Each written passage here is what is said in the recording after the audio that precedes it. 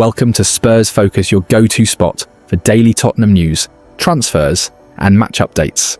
Don't forget to support the channel by hitting that subscribe button now. Let's dive into today's top story.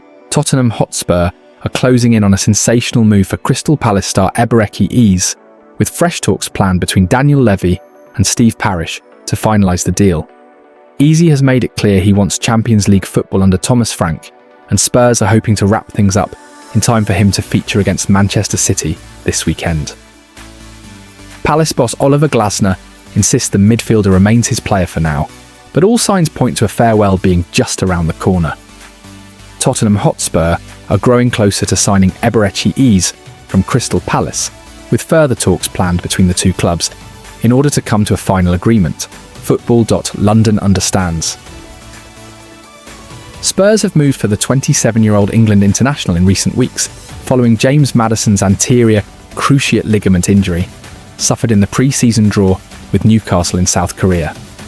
With negotiations between the two clubs led by the two chairmen and co-owners Daniel Levy and Steve Parish, there is now a growing positivity that a deal's almost there to bring Eze to North London. Football.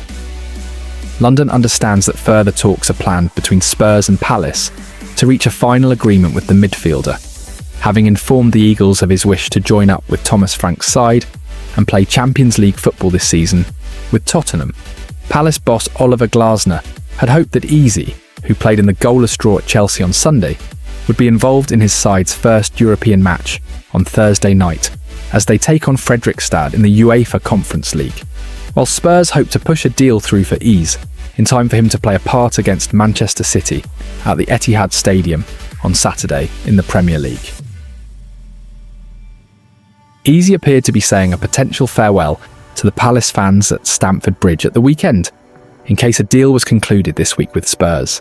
Glasner said after that draw with the Blues, "Eberechi Eze, as much as I know, has a contract with Crystal Palace. He is a Crystal Palace player. He showed it today, and as long as he is a Crystal Palace player and he performs like this, he will play for us, and nobody has told me anything else. He was picked because he is a Crystal Palace player, and he is a very good Crystal Palace player. He trained all week, so there was no reason not to pick him." The next couple of days will decide whether it is Glasner or Frank who gets their wish and has Eze in their team for their next fixture. Spirits are soaring in North London after Tottenham kicked off the Premier League season in style with a commanding 3-0 win over Burnley. Richarlison stole the spotlight with a dazzling double, Brennan Johnson sealed the victory, and now all eyes turn to the transfer market. With Eberechi Eze edging closer to a sensational move across London and talk of Savinho heating up, Thomas Frank's Spurs could soon unleash one of the league's most feared attacking lineups. Spirits are high right now in N17 after Tottenham made the perfect start to the new Premier League season. Coming up against Burnley in Thomas Frank's first league game in charge of the club, Spurs secured 3 points following a comfortable 3-0 win at Tottenham Hotspur Stadium. Richarlison was the star of the show with a brilliant double, and Brennan Johnson capped things off with a well-taken goal midway through the second half. Tottenham are next in action on Saturday as they travel to the Etihad Stadium to face Manchester City. The hope will be that Frank's squad has been boosted by then on the transfer front. Eberechi Eze is the name on the lips of all Tottenham fans right now as the club look to complete a deal for the Crystal Palace ace. This week could be pivotal when it comes to Eze making the move across London. If that is indeed the case, the England international could make his bow in Spurs' away game at Manchester City on Saturday lunchtime. Eze did appear to say goodbye to the Crystal Palace fans in Sunday's 0-0 draw against Chelsea, although manager Oliver Glasner did state in his post-match press conference that he expects his player to play on Thursday against Fredrikstad in the Conference League. Tottenham firstly need to strike a deal with the Eagles for their star man, and then wrap up the signing over the coming days. Savinho has been linked with a switch to Tottenham as they look to give themselves another attacking boost. The Brazilian is a player who Frank believes can light up their attack, and they would have a fearsome front four if the Man City man joins Eze in moving to Spurs. A fee of £67 million has been mentioned to get a deal for Savinho over the line, which would in fact be a new club record for Tottenham in the transfer market. However, Spanish football journalist Guillem Balag has since reported that City have now decided that Savinho is to stay at the club, meaning Spurs will instead have to look for another wide option in the transfer market. Dane Scarlett still remains a Tottenham player for the time being. The striker was left out of the club's squad for the pre-season tour of Asia last month, but he has yet to secure a loan move away from Tottenham Hotspur Stadium. With a number of loan deals sanctioned since Scarlett was omitted from the travelling party for Hong Kong and South Korea, Spurs must find the perfect club for the academy graduate, as it is such a big year for him. Scarlett himself requires a deal to go through ASAP because he needs to be playing week in, week out. Luka Vuskovic is also available for a loan move before the summer transfer window draws to a close. The Croat has been on the substitutes bench for Tottenham's first 2 games of the season, but has yet to take to the field for his new side. As we are now entering the final 2 weeks of the transfer window, you would expect there to be some movement soon regarding a loan move away for the teenager. Tottenham do have cover at centre-back right now, with Kevin Danso and Ben Davies options to come in if Christian Romero or Mickey van der Ven don't start. Tottenham are also in the hunt for a new centre-back this summer. Due to the amount of games that Romero and van der Ven have missed in recent seasons, Frank wants a senior centre-back added to his squad, given the hectic schedule Tottenham are going to have to deal with. A new centre-back is a requirement for Spurs in the transfer market, but their priority right now is to finalise deals for Eze and Savinho. Brian Gill was not handed a Tottenham squad number ahead of the new season, and now the Spaniard needs to find a permanent move away from the club. What could complicate matters for the winger at present is that he is working his way back to full fitness from knee surgery towards the end of last term. As it's not clear yet when exactly he will be in a position to return to action, that could possibly slow things down for Tottenham when it comes to moving him on. It's been a rollercoaster journey for Djed Spence loans, setbacks and uncertainty. But today, the 25-year-old stands renewed, signing his second new contract in a year and crediting Thomas Frank for reigniting his belief at Tottenham. Djed Spence has said that Thomas Frank has spoken to him a lot since the Dane arrived at Tottenham Hotspur and given him plenty of confidence after the fullback signed a new long-term deal at the club. It is the second new contract for the 25-year-old within a year after he turned his Spurs career around from being on the verge of leaving the club, with Genoa having an option to sign him permanently after his loan there, only to not take it up. Spence was handed a second chance by Ange Postecoglou and grabbed it as last season wore on, and now he's continued to push on under Frank. "I'm over the moon. I'm happy to sign and I just can't wait to start the season," he said of his new contract. "I just want to keep playing well and reach higher levels. Everyone has trials and tribulations, but you know I'm a fighter, so I always work hard, try to do my best and come back from there. It's been difficult. It's been a rollercoaster road. For every challenge I've been resilient, and fast forward, I'm here now. And I'm happy, so I'm just over the moon with everything." He added, "I've definitely grown. I've learned a lot over the past few years, being in different countries, learning new things." Spence ended up playing 35 matches for Tottenham last season, able to play at either right back or left back, contributing 2 goals and 3 assists amid plenty of strong defensive performances. This season, Destiny Udogi's knee injury has meant Spence has started all of the pre-season games he could and played every minute in the UEFA Super Cup clash with PSG in Saturday's Premier League opener against Burnley. Personally, I think it was a great season for myself. Probably my breakthrough season, you could say, in the Premier League. I was happy with myself, and hopefully this year I can continue that and get to new heights, he said. "It's a good feeling. Hopefully I can continue it again this year and we can win something." On Frank, he added, "The new manager, he's been good with me. He speaks with me a lot and gives me confidence, so I think that is very important for a player.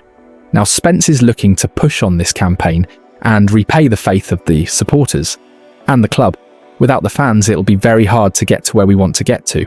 So together for the rest of the season, we can definitely do something big," he said. "It's a good feeling, you know.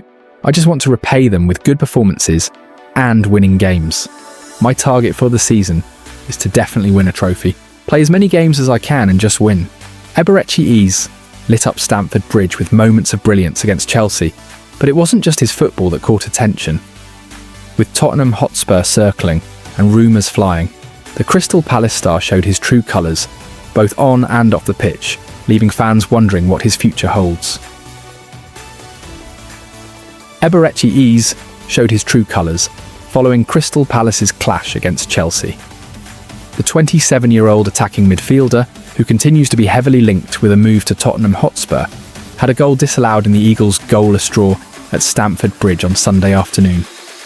Eze thought he had broken the deadlock inside the opening quarter of an hour, scoring a free kick from just outside the Blues box. The England international rifled the ball past Robert Sanchez, leaving the Spaniard in a heap. Unfortunately for Oliver Glasner's side, the goal was ruled out.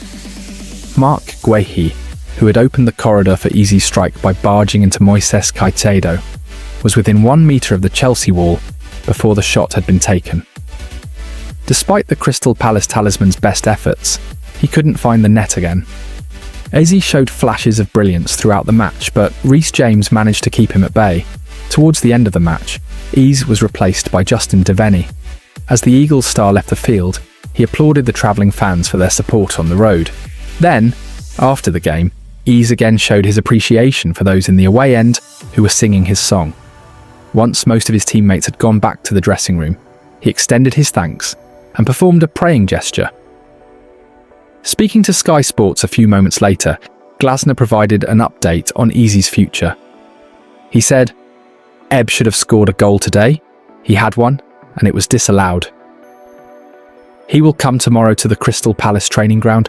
Tuesday off, we take Wednesday, and I expect him to be back playing for us against Fredrikstad." Crystal Palace will lock horns with the Norwegian outfit at Selhurst Park on Thursday night for the first leg of their Conference League playoff.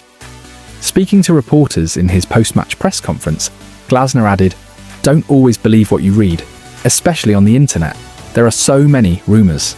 I know, I watch the players every single day, in training sessions. If most of the things that is written about them is true, then they couldn't perform like this. The team could not be as committed as they are. I'm calm. 2 weeks to go. I know Eb's clause is gone, so it's the club's decision. Let's see how it goes." Football London understands that Tottenham are currently in talks with Crystal Palace over the transfer of Eze. The Englishman sees his contract in South London expire in June 2027.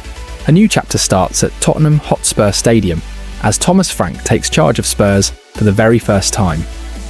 After the emotional Europa League triumph under Ange Postecoglou, the club made the ruthless call to move on, and Frank was the unanimous choice of the board. From dealing with Son Heung-min's exit stance to embracing the scale of Spurs' global fan base, Frank's journey has already been dramatic. So, what can Tottenham fans expect from their new head coach as the Premier League season kicks off? Thomas Frank will step into the dugout at the Tottenham Hotspur Stadium on Saturday afternoon for the first time as Spurs head coach. It will mark the beginning of Tottenham's Premier League season, yet the start of Frank's adventure at the North London club came before he even knew he had the job. The Spurs hierarchy seemed set on relieving Ange Postecoglou of his duties at the end of last season, due to poor showings in the league, only for a groundswell of support to grow behind the Australian after he ended the 17-year wait for a trophy with the Europa League triumph. The club waited for the emotions of that night in Bilbao and the subsequent parade through N17 in front of an estimated 220,000 supporters to die down before making their final decision based on all factors, and eventually they stuck to their original thinking. Postecoglou was sacked. His compatriot and the club's chief football officer Scott Munn was placed on gardening leave, and Tottenham's hierarchy, including chairman Daniel Levy, new CEO Vinay Venkatesham, and technical director Johan Lange pushed on with the process of appointing a new head coach. Postecoglou was sacked. His compatriot and the club's chief football officer Scott Munn was placed on gardening leave, and Tottenham's hierarchy, including chairman Daniel Levy, new CEO Vinay Venkatesham, and technical director Johan Lange pushed on with the process of appointing a new head coach. Spurs used data modelling to identify 50 coaches that would suit what they were looking for, including a number of hypothetical candidates that they knew would not be available, in order to ensure a full and worthwhile detailed comparison matrix. To ensure the best possible chance of avoiding mistakes of the past, they drew up a list of 10 criteria for prospective candidates, including a track record of playing attractive football, developing young players, and good communication skills with the media as just 3 of them. When all of the criteria were taken into account, it resulted in a shortlist of 4 candidates for the position. All of the prospective quartet held meetings with the club, and 51-year-old Frank, who was initially contacted just days after the final game of Spurs season, was the unanimous choice of the board and Lang. Talks then took place between the Dane and Brentford, all while Frank was embarking on his summer plans, which included a road trip to Denmark with his wife Nana, time in Spain with his mother and sister, and then after the announcement of his Spurs appointment, a huge party back in his homeland with 50 of his closest friends, which had been pre-planned before any of the Tottenham developments occurred. One key thing for Spurs was that they needed to know Frank understood the scale of the job he was about to walk into. The scrutiny of life at the North London outfit was far removed from anything he would have experienced at Brentford. Take something as simple as his morning exercise. Frank would often go out for early runs in his local area while boss of the Bees. That will no longer be a thing he can do, as his profile grows, and a run around Victoria Harbour in the heat of Hong Kong during Spurs' summer tour in July might be one of the last times the sweat-covered Dane was able to do that in public. Frank now runs around the club's Hotspur Way training ground, inside its walls, and uses the gym there each morning with some of the staff, pushing each other in that competitive way sports people do. Lang and Frank ensured his coaching staff would make up for his lack of experience in European competition, with only a handful of Europa League qualifying matches to his name around 10 years ago. It was on the tour to Asia that Frank realised the scale of the club and its global fan base of millions. He immediately had to deal with the Son Heung-min situation. The Dane had called a number of Tottenham's senior players in the days after being given the job, and the South Korean star was the only one who made it clear that he wanted to leave the club. Frank's way of dealing with the departure of the Premier League icon and Spurs captain has been to his credit this summer, drawing praise from inside and outside the club, as well as from Son himself. The new head coach's communication style since arriving at the club has been the subject of some discussion within its walls.